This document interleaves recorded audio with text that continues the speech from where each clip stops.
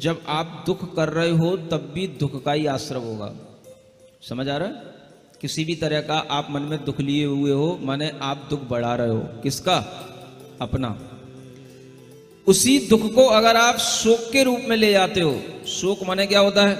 आप बिल्कुल शोकाकुल हुए बैठे हो, जैसे कोई किसी के घर में कोई मर जाता है ना, उसके बाद में जैसे वो बिल्कुल मुंह लटकाए बैठा रहता है, ऐसे आप हमेशा मुंह लटकाए बैठे रहते हो शोक में। तो ये क्या है?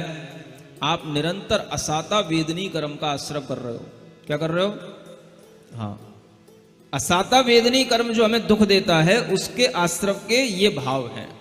हमेशा बिल्कुल सैडनेस लिए हुए मुख लेकर के बैठे रहना, हमेशा जैसे कोई अपना वियोग को प्राप्त हो गया है, जैसे कोई अपना ही निकट का मर गया हो, ऐसे बिल्कुल मुंह लटकाए बैठे रहना, शोक में बैठे रहना। ताप करना, ताप माने किसी के वियोग से जब मन में ताप उत्पन्न हो जाता है, या किसी भी तरह का कोई भी अगर कोई बुरा बोल देता है या कुछ बुरा कह देता है तो मन में एक ताप उत्पन्न हो जाता है, उसके कारण से भीतर से आत्मा दुखी हो जाती, संतप्त हो गया मन। उस ताप से भी क्या होता है? जब तक आप दुखी रहोगे असाता वेदनी कर्म का आश्रय होता रहेगा। आक्रंदन, अगर आप अब दुखी होने के साथ साथ रो रहे हो, चिल्ला रहे हो, तो ये क्या कहलाएगा?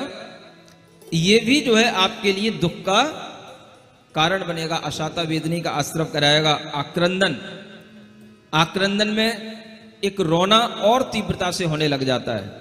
और फिर वध, वध माने किसी का वध कर देना, किसी की हिंसा कर देना, किसी के प्राणों का वियोग कर देना, इससे भी असाता वेदनी कर्म का आश्रय होता है।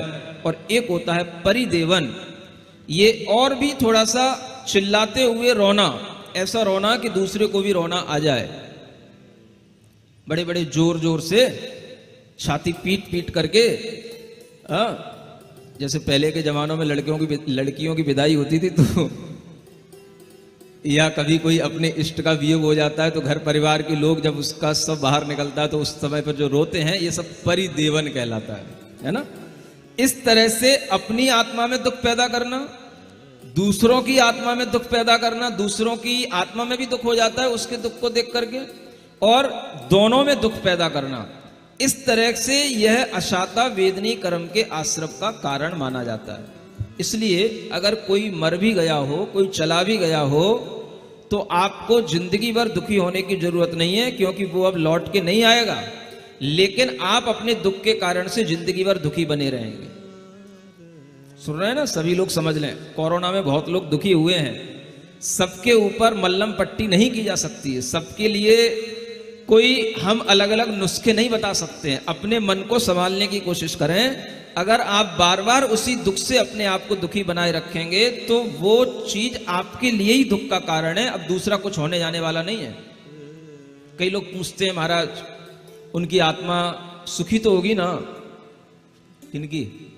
तुम्हारी नहीं, उनकी जो चले गए हैं उनकी आत्मा सुखी तो होगी ना? अरे भाई, उनकी आत्मा कैसी भी हो, तुम क्यों दुखी हो रहे हो?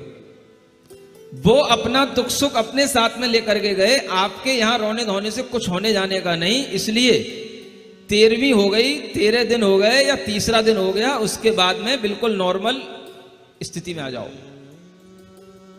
समझ में आ रहा है? 13 दिन का 13 ही इसीलिए रखा जाता है। इससे ज्यादा कोई भी दुख अपने पास में रहना नहीं चाहिए, तो आप इस असाता वेदनी से बचे रहेंगे।